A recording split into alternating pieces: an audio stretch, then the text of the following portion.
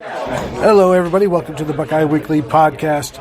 I am Tony Gerdeman here, as always, with Tom Orr. And Tom, we are currently recording in the Ohio State football team meeting room following a press conference with Ohio State Director of Athletics, Gene Smith. So if you hear some noise around us, it's because everybody's hanging out in the room. It's because football interviews are going to take place in about 20 minutes. And that's why there's noise. But Tom, big news today. Chase Young has been almost reinstated. The suspension is a 2-game deal, and he will be back in time for Penn State. Yeah, I mean, this is, as far as possible outcomes from Ohio State goes, this is right up there with the best possible ones, because you already knew he was going to miss the Maryland game, because that was a done deal. And so he's going to miss the Rutgers game, and that certainly will impact his ability to potentially chase the NCAA single-season sack record. But beyond that, there's not much of an impact to it. So then he's back for the Penn State game. He's probably pretty motivated for the Penn State game, and that's when they really need him, and that's when they will have him. So, as far as possible outcomes for today from this investigation goes, that's about as big a win as they could have gotten. Yeah, so let's go over what we found out from Gene Smith today and clarify all of the rumors and innuendo as much as we can. One, Gene said this information did not come from any school. So we both heard rumors of Maryland, heard rumors of Penn State, even heard rumors of Michigan. Turns out it was none of those, and he didn't go into detail about who or what, but Ohio State was sent information, and they researched it, contacted the NCAA. It was not the NCAA who first contacted Ohio State, so there's some more clarification there. Ohio State found out, talked to Chase. They determined that, there is something here, and so they alerted the NCAA. Right, yeah, the notification, I think the big takeaways from today were, number one, that the notification came into Ohio State, not to the NCAA, because there was some question about that, that Ohio State took it right to Chase Young. Chase Young, sounds like, immediately said, yep, I did that. And they said, okay, that's an NCAA violation, and so they sat him. And Smith said Ohio State was hoping for, a time-served kind of penalty for Chase Young of just 1 game, and the NCAA decided on 2. And he said that they talked to the Young family, and the Young family basically said, yeah, that's fine. And so they did not appeal that decision. I'm sure that's the first question in everyone's mind is, why would you not appeal it and see if you can get it back down to 1? But other than the NCAA sack record, I don't know that there's any meaningful difference to the sort of big picture for Ohio State this year. Well, Tom, we do know that a 2-game suspension is usually the sweet spot at Ohio State. Too soon? Too soon. Very too soon. Too soon. But the interesting, I liked, it was interesting when Gene Smith said that when they basically clarified with Chase Young, you are coming back. If we fight for you, you are coming back, right? Not next year, but this year. And Chase said, he's definitely coming back. He wants to continue doing what this team is doing. So they decided, okay, if you're coming back, then we will fight for you. And by fight for you, they suggested 1 game.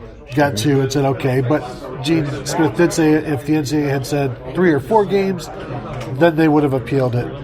But they submitted their suggestion or their findings, Ohio State did, to the NCAA, Tuesday? He said Tuesday, which is 24 or 30 hours ago. And then got news back this morning. Yeah, I mean, this was remarkably quick for the NCAA. I mean, the NCAA is one of those, it's not a governmental agency, but in a lot of ways it could be a governmental agency, and, the wheels of government turn slowly. The wheels of the NCAA can turn slowly. This, I think, was something that, first of all, it seems like it was a relatively straightforward case. There was no question that he had done it. He said he did it. And it sounds like they had the documentation they needed in order to prove that it had been presumably repaid. That was not something that Gene Smith went into today, but based on the information that had come out prior, it sure seems like that must have been the case to get a resolution this quickly and of 2 games. So, if there wasn't much drama around the case, wasn't much uncertainty up in the air around the case, then that's probably that makes it pretty easy to get it resolved. And I'm sure the NCAA wasn't real big on having this kind of lingering for too long either. Yeah, it's pretty remarkable with how quick things went down. Gene Smith did say it was never, the dollar amount never amounted to a 4-game situation, which, okay. I mean, it's a pretty cheap trip to California, but he also didn't get into what any of those details about who it was for or anything like that, because he obviously didn't want to. And so Ohio State will not have Chase Young this week against Rutgers, Tom. Does that make things a touchy situation for the Buckeyes? Are you concerned that the Buckeyes might not cover what is now a 52.5-point line? I mean, could Chase Young's absence drag this down to merely a 49-point margin of victory? Possible, but not likely. That's my verdict. Back to you. So then he will be back for Big Noon Saturday in what's 10, 11 days? It's a number, that's for sure. More than a week against Penn State. The Penn State and Michigan games will be his first 2 games back. Tom, I'm putting the over/under on sacks at. Didn't we get into this whole mess? Did we? When oh, yes. When you and I said an over/under on sacks? We should probably just no more over/unders on sacks. You're right, Tom. Never talk about sacks because things go wonky. So we will not do that. Anything else from Gene Smith today that you found interesting or enlightening or puzzling? Nothing particularly enlightening. He was asked how he felt that Ryan Day had handled this. Yeah. This is kind of Ryan Day's first, crisis is probably a little strong of a word, but his first sort of crisis or his first adversity as a head coach. And he said he's a stud. Gene Smith called him, quote, a stud. So, with a 12-0 career record, I think that's probably an assessment that a lot of Ohio State fans would share at this point, right? Who was the last Ohio State coach to begin his career 12-0?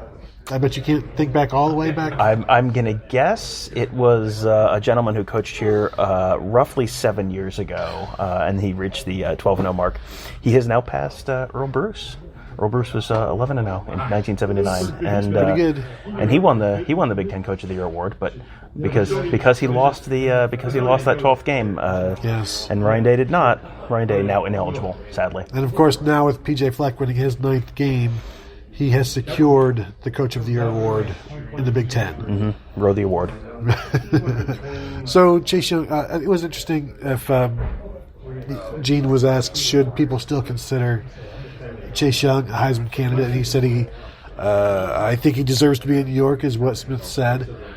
If you miss 2 games and you're still leading the nation in sacks, like if he's still leading the nation in sacks after this week, that would be pretty impressive, and without might be the some luxury more of playing Rutgers. Yes, you don't get to play Maryland, you don't get to play Rutgers, and if you think about it, this 2-game suspension is really 4 quarters. Right. This is it really functionally serves as about a 1-game suspension, but that may have cost him 5 sacks considering how bad some of these offensive lines are that they would have been facing. One thing that was kind of interesting, Doug Lesmerises from Cleveland.com asked if Gene Smith had just kind of considered taking the allegation and just sort of sticking it in the desk drawer and seeing if they just if it never came out. And Gene Smith was like aghast at that idea. That is an idea that you have seen bandied about. That some might call it the Marcus Hall defense. That's I don't know who would suggest that type of thing, but Gene Smith said, quote, "We never cover anything up," and quote, "In my 34 years in this business, I've never thought about doing that." Which my mentions have not exploded with Michigan fans yet when I tweeted that out, but mine did. I was anticipating some RIP my mentions when I hit send on that tweet. Yeah, I had a lot of quote tweets of that when I tweeted, "We would never cover anything up. That would never happen. My integrity is all I've got." Yes, you might be surprised to find out that Michigan fans and Penn State fans do not necessarily believe that. But Well, I think there's a certain amount of this that those two fan bases in particular are going to be agitated about this because, yes. I think when this initially came out, there was an idea that, oh man, he's going to miss both of those games, and that then if Ohio State was a 2-touchdown favorite in those two games, like maybe that lowers it by a few points and makes it a little more, a little bit more possible that you have an upset there. I haven't really heard an argument more compelling than, well, you just knew this was how this was going to work out because that's how it always works out for Ohio State. It's not that the violation itself was so severe that it merited more than that. It's just, well, this is sort of inconvenient for the team that I root for, so therefore it is a bad decision. Well, I think it's key that Ohio State kind of felt that it only warranted a 1-game suspension because that's what they went with. That's what they suggested. And this is something that has been paid off for a while now. It's no longer really, it's not out there, and it wasn't out there. And Chase Young was incredibly open, according to what Gene Smith said, and was open with compliance and didn't try to hide anything. And he said that was also perhaps why they only gave him 2 games. But it's the fact that they wanted 1 kind of tells you that it wasn't all that bad of a violation. And with how things are progressing towards more rights for players, more opportunities monetarily, it feels like this is something the NCAA, I think you've said it before on the past shows, this is not a hill they wanted to die on, and that's why it took all of the sunset policy of the next morning to get this thing approved. Well, this is one of those things that, there's a lot of stuff that if you look back in history, you look back 5 years and it's like, why was anyone fighting over this? This is just like really common sense. Like, why was this ever against the law, or why was this ever, why was Tatgate the absolute end of the world? Like, if you look at that, I mean, people were calling for Ohio State legitimately to get the death penalty for that case. And if you look back at it now, it's like, so you traded your personal property for services in the free market. That's the violation. I think right now, if you had, if you came out with that as a absolute scandal, I think people would laugh. I mean, do you remember when... how deep it went. Exactly. Do you remember when there was a reporter for, I think it was Sports Illustrated, who was an Oklahoma reporter, a couple Oklahoma graduate, a couple of years ago, and he wrote a series on Oklahoma State, on how Oklahoma State players were taking kind of blow-off classes, and recruits had been given alcohol during recruiting trips, and there may have been some mingling of the genders on recruiting trips, and it was like, so you're saying that college kids sometimes go to parties and interact with members of the other gender. So, and it just kind of got laughed off, like the sense was like, this is going to be a big thing, and then it was just, everyone just kind of looked at it, and it was just this nothing burger. That's, I think, what the reaction to the Tatgate would be if that happened now. Terrell Pryor, just a man before his time. That is very true, and as I've said before, I think that things started turning with Devin Shapiro and the Miami thing for some reason, somehow. Like, one of the preeminent programs when it comes to extra benefits, and somehow they became this face of the public opinion that give these kids, these poor kids, these almost victims, that they should be able to have extras and this and that, and now we are here. Well, here's the issue. You know why that happened, right? You know why the timing was what it was? When did Ohio State's Tatgate happen? Spring of 2011. What happened in the fall of 2011 in the college sports world in terms of scandal? Joe Paterno. Joe Paterno and Jerry Sandusky. Yes. And then the world got a nice reminder that, hey, you're right, exactly let's get some perspective here. Yeah. And that's exactly what an actual college scandal looks like. And, since then, it has been there has been a very steep and direct trend away from people thinking college athletes getting something, some extra benefit is the end of the world, to the point now where the NCAA is sort of acknowledged, like, hey, this is going to happen, so be ready for that. Yeah, it was nice living, I guess, in that cocoon, that bubble of not actual reality, where you create your own biodome of the way you live, and then suddenly you realize that, well, actually the real world is in here, and it can be awful. And what's not awful is like a $500 handshake. I thought you were going to say Biodome, the movie, which was awful. One of Pauly Shore's many fantastic vehicles. I mean, I would say decent. I wouldn't go fantastic. No son-in-law. It was no son-in-law. It was no. Was he in? No, I think I'm thinking of a Brendan Fraser movie. Was he in Encino Man? He was, yes, right? Yes. So yes. Encino Man, yes. I mean, would you say that this Chase Young suspension was the Encino Man of NCAA scandals?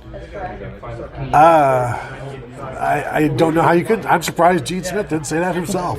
I now regret failing to ask Gene Smith that question with no context. Gene Smith, do you remember the Brendan Fraser, Pauly Shore vehicle, Encino Man? Does this remind you sort of like that? Thanks, I'll hang up and listen. And then just get up and leave. Just leave, yes.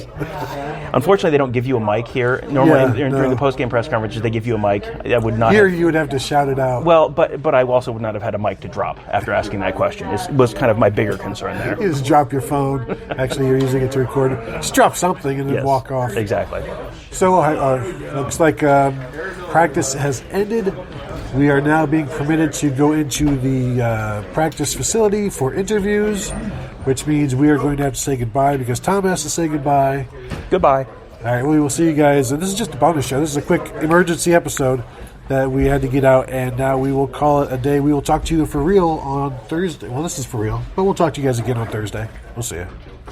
Hey, guys, we will now play the Gene Smith press conference in its entirety. Hey, guys, we will now play the Gene Smith press conference in its entirety. Hey, guys, we will now play the Gene Smith press conference in its entirety. Good evening, everyone. Let me thank you for being here. I know you guys are normally here anyway, so just thought I'd take advantage of this opportunity. For those of you who called me and texted me throughout this process, I apologize I didn't respond. I think you probably know why. But I obviously wanted to share my apologies for not responding. First and foremost, I have a number of people I want to thank for working with us on this case. Our compliance team did an outstanding job in putting together our reinstatement request and getting it submitted. So really proud of the work that they did. I want to thank the Big Ten Conference for their guidance as we went through this process. We're very fortunate to have, at this point in time, two commissioners who gave us good guidance and the staff there. I want to thank Tim Nevius, who was the attorney for Chase and his family, and his input and his support as we went through this process. University Communications, Chris Davey, Ben Johnson, who helped us throughout this. And first and foremost, but ultimately, I wanted to thank Chase and his family. Chase took the high road. Was highly cooperative throughout this process, provided us an opportunity to request a reinstatement and ultimately get the reinstatement that you guys are aware of. We did receive information, went through a process of interviewing a number of people to try and ascertain the facts, which is what we typically do. We suspended Chase as soon as we realized we had a potential challenge. But our compliance team did a great job of interviewing a number of different people to try and ascertain the facts, and I was really appreciative of Chase and his family and how they worked with us to get to that. We submitted our reinstatement request on Tuesday morning.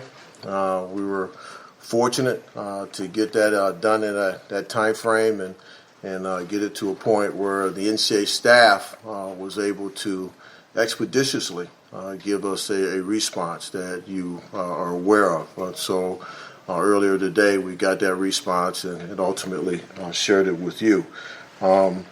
want to make sure we all understood the process, and that's why I'm here today.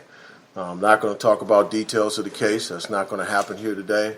I'm here to just help you understand the process. Once we realize a potential violation occurred, and let me let you know that the violation relates to 12.1.2.1.6. You guys can go look that up. It's about preferential treatment. It's a piece of legislation that's been in our books since the 90s. Very important piece of legislation relative to recruiting and inducements, and so that's the case that we're talking about. But staff, the NCAA staff will process violations and waivers around the eligibility of a student athlete. So we submitted our reinstatement request to staff, and they have the ability to make a decision. Once staff renders a decision, we have an opportunity to appeal that decision. In this particular case, we chose to not appeal. Everyone is in agreement with that, including the young family. So we decided not to do that. Was an opportunity to possibly get an appeal done by this weekend, possibly. There's a 5-person committee made up of Division I administrators who would have heard that appeal had we chose to do that. Penalty structure ranges from 4 games down to 0. Obviously, in this particular case, staff felt that mitigating facts took it to a point where only a 2-game suspension was necessary. So that is the process. Pretty straightforward. I have Justin Cumey here from our compliance team who might want to maybe add a couple more facts.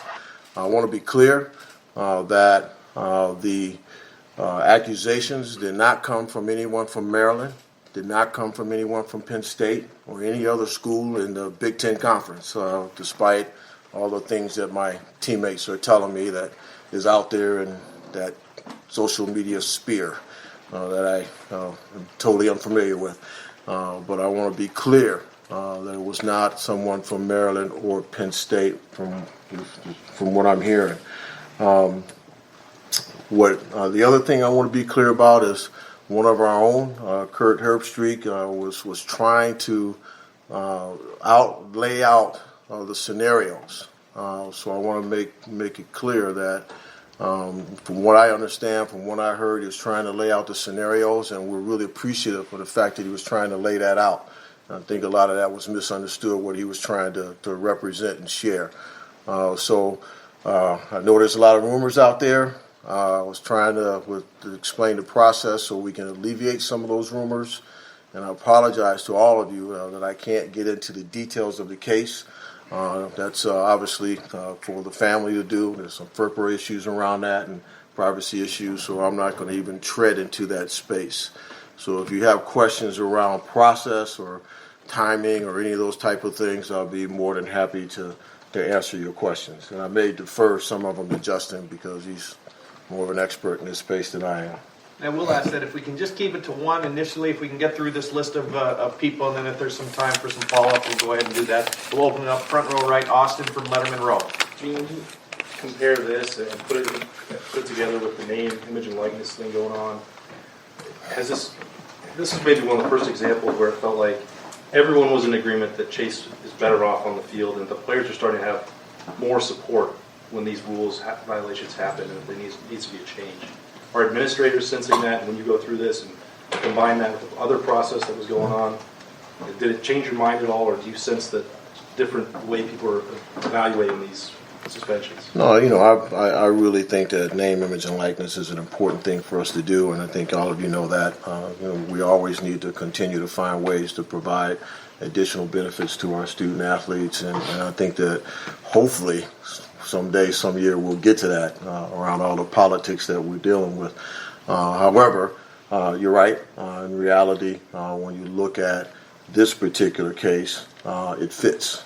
It fits directly into what we're trying to do in that space. It fits directly into what we're trying to do with cost of attendance. There's no question about that. That's a great question. Second row middle, Steve from 24/7 Sports. Yeah, Gene, you mentioned it's not Penn State, it's not Maryland, and I guess, are we left to presume that this is something that someone reported directly to the NCAA and they came to you with a letter of inquiry or allegations? No, it was reported to us. It was reported directly to Ohio State? Yes. And then you took it to the NCAA? Correct. Was it an anonymous report? Or I'm not going to to comment on that, Steve. I'm not going to get into that. The reality is we received an accusation, and we do what we always do. We run it to the ground. We ran this one to the ground. Due diligence. Do our due diligence, interviewed all the people that we thought should be interviewed. Fortunately, we had someone like Chase, and there's a lot of people who, in my past, you don't go to war for. Because there may be serial behavioral issues. And this young man's at the top of the pyramid. You already interviewed him. You know how great a young man he was, and he was highly cooperative and allowed us to run this to ground actually pretty fast, frankly. I apologize. I'm not going to get into the details on that. Third row left, Dan from 11 Warriors. Gene, I know that you guys do a lot of education with players on compliance. When something like this happens, does it make you have to do more in terms of making sure players know whatever happened here was a violation? Yeah, no question. And fortunately, at the end of the day, we have, again, someone like Chase who's going to help us with that. He apologized to his teammates right off the bat, which was highly commendable. Great representation of his character. But I'm sure as we move forward, as we ask him to have conversations with other teams, then he'll do that for us, I'm sure, to talk about his experience and what type of things you need to avoid. So we have someone like him that'll help us in that regard. Student athletes respond better to student athletes than they do old heads like me. So fortunately, we'll have him for a little while. And hopefully he'll help us, and I'm sure he will. Far left, Lori from 610 WTVN. Gene, you talked about the education and compliance issues. You also have an emergency fund you can assist student athletes. Was that a potential for him in this case, or would it not have applied? I'm not going to get in that, Lori. I'm going to stay away from the details of the case because that would take me into the details of the case if I answered that. I'm sorry.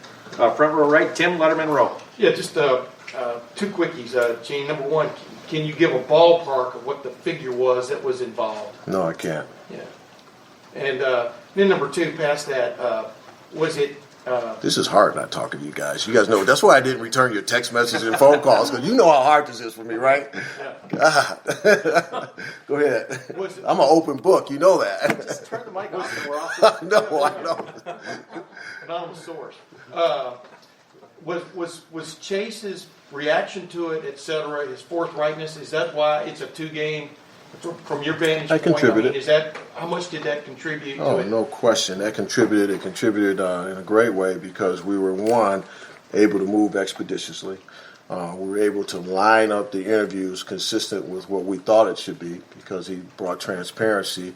And his background, I'm sure when the NCAA staff reviewed it, considered his history.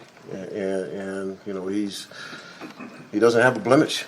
And so, we're educators, and when you have someone like that who made an honest mistake as he did, but becomes transparent in everything that we needed him to do, there's no question in my mind that staff probably considered that in making their decision. Mitigating factor. Sorry about that. Front row right, Bill from the Dispatch. You've dealt with the NCAA for a long time. Mm-hmm.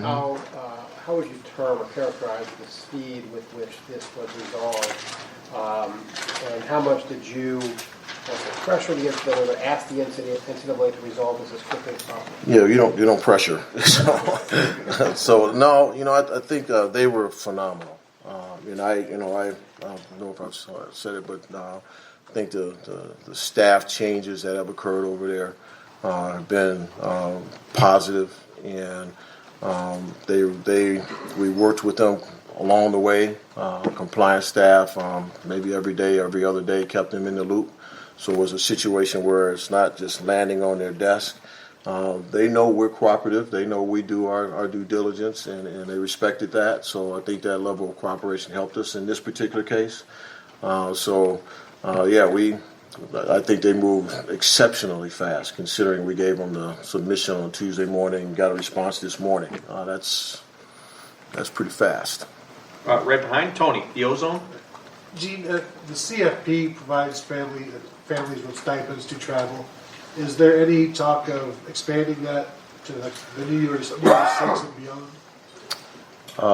The New Year's 6. The other games? Yeah. We can do that with the other games right now Right. out of the Student Opportunity Fund. Is there talk of expanding that beyond just the CFP? I haven't heard that conversation. A couple more questions, unless someone else shows me. I've got a couple. Second row left, Bill from The Athletic. Gene, there's another similar kind of high-profile case out there with a player dealing with an NCAA issue. And then the Memphis one? Yes, and It's interesting, yeah. He's playing. They allowed him to keep playing through whatever they're going through there. I don't think you had to suspend Chase if you didn't want to. Well, they got an injunction, right? From a legal injunction. But yes, we could have chosen to. Why did you choose to?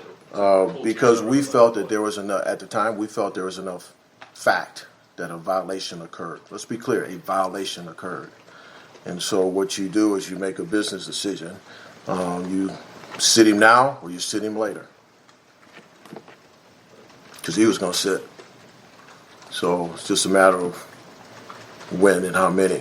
So we made the decision and this is what we typically do. As soon as you know a violation occurred, you don't put everybody else at risk. And so we pulled them. When you mean put everybody else at risk, you talk about potential for vacating games and things like that. All that. Take them off the field. Front row left, Nathan. Think about the other players in that case, Bill. Does that make sense to answer it? Okay. Sorry about that. Front row left, Nathan, Cleveland.com. Yeah, I mean, just kind of following up on that. When you have an incident like this with a single high-profile athlete, does that trigger anything else in terms of doing sort of a sweep of the rest of the roster, just checking to make sure any other similar issue isn't out there that needs to be addressed? Yeah, we're always doing that. We're always doing that. And that falls into the education we do. And it doesn't cause us to actually do a sweep, if I think I know what you're talking about. We don't do that where we ask for everybody's cell phone and bank accounts and all that kind of stuff. I guess maybe not even that, but just like a survey of everybody, like, hey, anybody else have this issue, maybe speak up now so it can be... Yeah, we haven't done that, but it's a good point, Justin. We haven't done that. Good point, Nathan. Right next door, Doug, Cleveland.com. When did you guys find this out? When did the information come in? It was after the Wisconsin game. Monday after Wisconsin? I can't remember if it was Monday or Tuesday. Soon after Wisconsin. Sunday. Day after Wisconsin.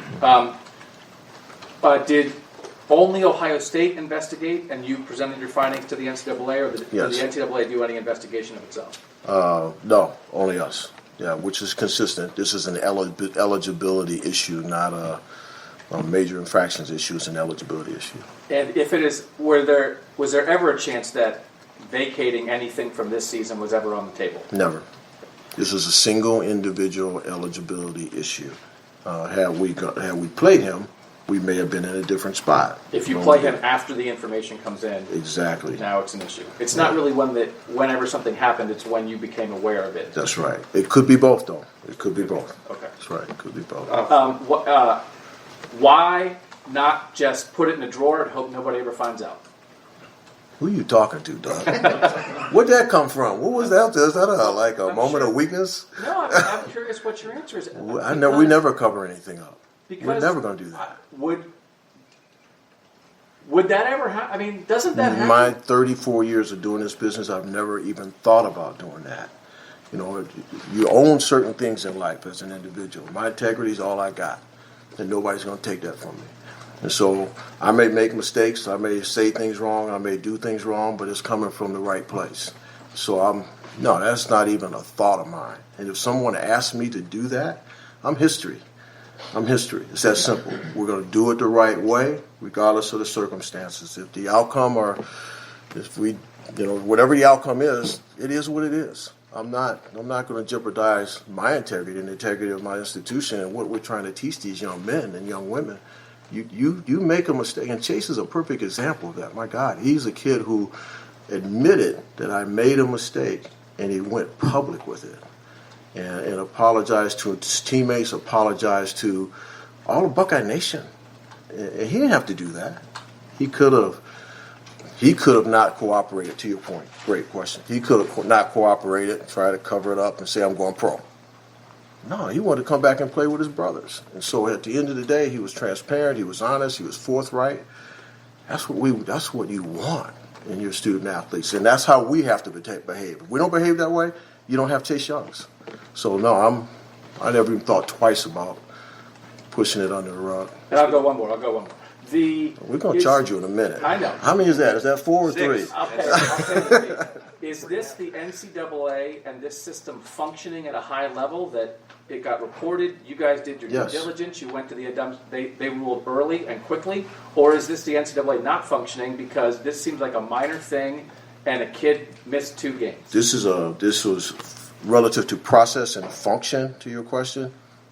It's a great case because it was reported, there was openness, there was honesty, there was transparency, and there was a response expeditiously. So, and I'm no good at this, so what was it, last Sunday it was reported, and how many days is that? 8, 9? So that's like perfecto, operationally, functionally. We can debate whether the rule is still applicable today, whether it needs to be changed. I think it's from the early 90s or late 80s maybe even. But yes, that's always a debate, whether in today's world that rule is still applicable. We got a bunch of those on the book. But so anyway, I don't know if that answers your questions, Doug. But far left, Mitch from the Associated Press. Gene, can you just clarify? You found out about it on Sunday after the Wisconsin game. Now, you found out from someone else, and then you went to Chase and said, "What about this?" And he admitted it. Is that what happened? Yeah, he opened up. Yes, he shared everything with us. Okay. And then we realized the violation occurred. Somebody else reported it, and then you went to Chase, and then Chase said, "Yeah." Did Chase realize it was a violation? Yeah, I'm not going to get into that. That's for Chase to talk about. That's really for him to talk about. Fourth row left, Patrick from 24/7 Sports. Gene, you mentioned the rule maybe not, they're being a little archaic, but based on how it's written, and I know you don't want to get into detail, but does this punishment fit the crime?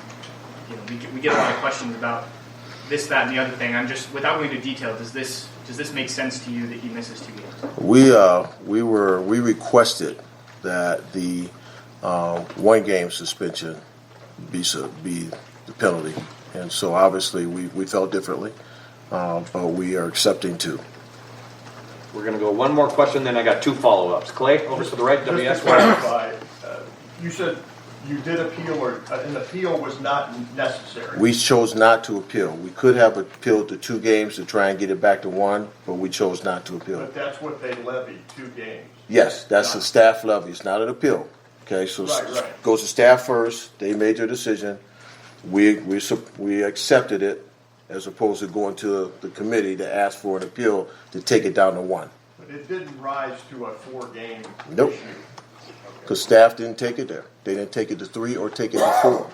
First of 2 follow-ups. You mean their staff? No, the NCAA staff has the ability. So we submit our request for immediate reinstatement, meaning he would have set 1 game. Okay, they chose to add a game, taking it to 2. They didn't go to 3, nor did they go to 4. So now, had they gone to 3 or 4, we probably would have appealed. Sure. But we chose, with the family, to accept the 2. Does that clear it up? Okay. First of 2 follow-ups. Austin, Letterman Row. 2 things. Who got to break the quote-unquote good news to Chase today?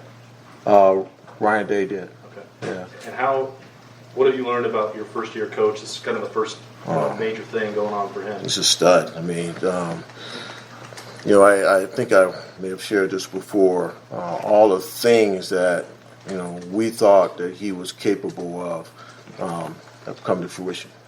The things that I just wasn't sure of relative to managing the staff in this building, off the chain. But in his response to really his first big issue like this, phenomenal. Kept his focus, never lost his cool, curious, lots of questions, which was great because it was refreshing, quite frankly, because he didn't know, right? And so it was really cool, challenging, trying to understand certain things. I thought he was perfect, but he never lost the focus, and the first focus was on the other guys. Got to do what we got to do to help Chase, but I got these other kids. So I think I can't think of one point where he wasn't on point. He was phenomenal. And obviously you have the support of Larry Johnson, who, has been through a few bullet holes like me, so got some war rooms. And final question, front row right, Bill from the Dispatch. When you first talked to Chase about the violation, how would you characterize his response? How scared was he? And also, how do you think this could affect the team getting him back? What sense do you get about that? I wasn't the first one to talk to Chase. Our compliance office did, and he paused, obviously, connected with his family. Then they called back, and then we got him on board. So I can't really answer that first question. I apologize. I did talk to him later in the process, and he was phenomenal. Just before he issued his apology, he told me what he was going to do. We sat and chatted for a while. He was phenomenal. I asked him, I said, you think we're really going to fight this? Do you want to come back? Because, let's not go to war if you're going to check out. And he's like, I want to come back. I want to play with my teammates. And that right there just gave me more energy. So he was phenomenal. Just great. In terms of how you think this might affect the team? I don't know. I haven't been out there, so I've been running around all day. My assumption is they're so happy for him. You guys interviewed some of them when this first came out, and all that I saw they talk about was how supportive they were of him. These type of things can fraction the group dynamics and the chemistry of a team, and that certainly has not happened here because of him. And I think you all know that you just don't become a captain here because of your talent. You become a captain because of your character. C.J. Saunders, perfect example.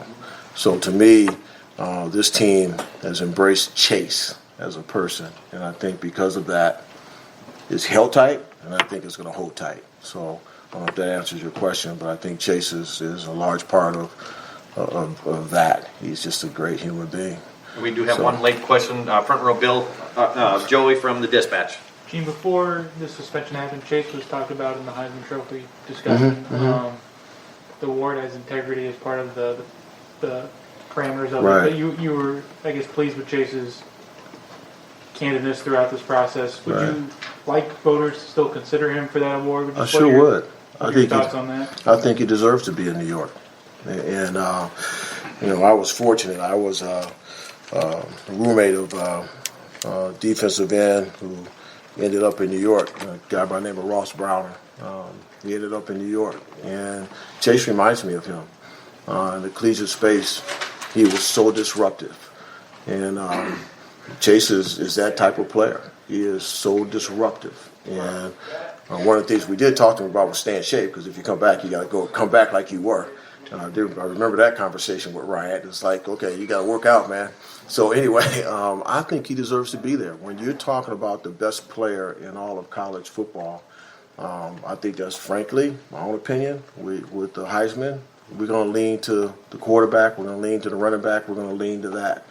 But there's a lot of defensive players that I think should be considered, and he's certainly one of them. And so hopefully he can get back in the conversation. Thank you guys so much. Apologize I couldn't answer the details. Point of clarification. Yeah. The information came into Ohio State. Was that the football program, the athletic department, university? Athletic department. Oh, wait, I'm sorry. University. I'll just say university. Another point of clarification. When y'all send it to the NCAA, do like 2 or 3 guys look at it? One person? Who finally makes that call? Tim, I don't know how many people they have on that NCAA staff that looks at that. I really don't know. Instead of 1, 2, you know what I mean? Yeah, I don't know. I really don't know I know they have a group of people. I just don't know how many. So thank you, guys.